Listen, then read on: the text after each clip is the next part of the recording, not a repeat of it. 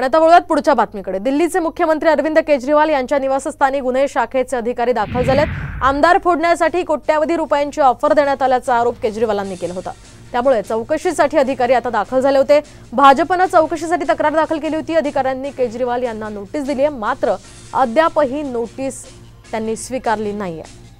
तर केजरीवाल यांच्या निवासस्थानाबाहेरून आढावा घेतलेला आहे आमचे प्रतिनिधी प्रमोद जगताप यांनी।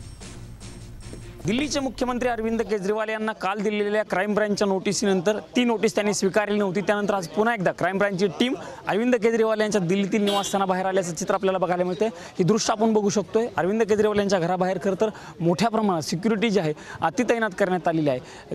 दिल्लीचे मुख्यमंत्री अरविंद केजरीवालांनी आम आदमी पार्टीने आरोप केला होता की त्यांच्या 7 आमदारांना सरकार पाडण्यासाठी जवळजवळ 25 कोटी रुपयांच्या ऑफर ज्या आहेत त्या भारतीय जनता पार्टीकडून दिल्या गेलेल्या आहेत आणि त्या आरोपानंतर खरं तर भाजपकडून तक्रार केली गेली होती आणि त्या तक्रारीनंतर क्राइम ब्रांचच्या टीमकडून या सगळ्या प्रकारांची चौकशी करण्यासाठी जो आहे तो दबाव दिला गेला होता। आणि त्यानंतर क्राइम ब्रांचची टीम खरं तर रात्री एकदा याच ठिकाणी ही सिव्हिल लाईन परिसरामध्ये अरविंद केजरीवाल यांचं निवासस्थान आहे याच ठिकाणी आली होती, मात्र अरविंद केजरीवाल यांनी ही नोटीस स्वीकारली नव्हती। त्यानंतर आज सकाळीच पुन्हा एकदा क्राइम ब्रांचची टीम जी आहे ती या ठिकाणी आलेली आहे आणि त्यांच्याकडून केजरीवाल यांना नोटीस देण्यासाठी ही टीम जी आहे ती आतमध्ये केजरीवाल यांच्या निवासस्थानाच्या बाहेर बसल्याचं आपल्याला बघायला मिळते।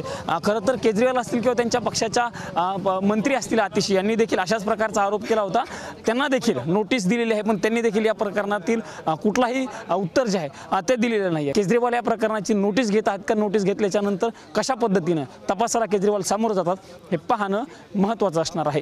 कॅमेरामन राजू गौतमसह मी प्रमोद जगताप, साम टीव्ही न्यूज, नवी दिल्ली।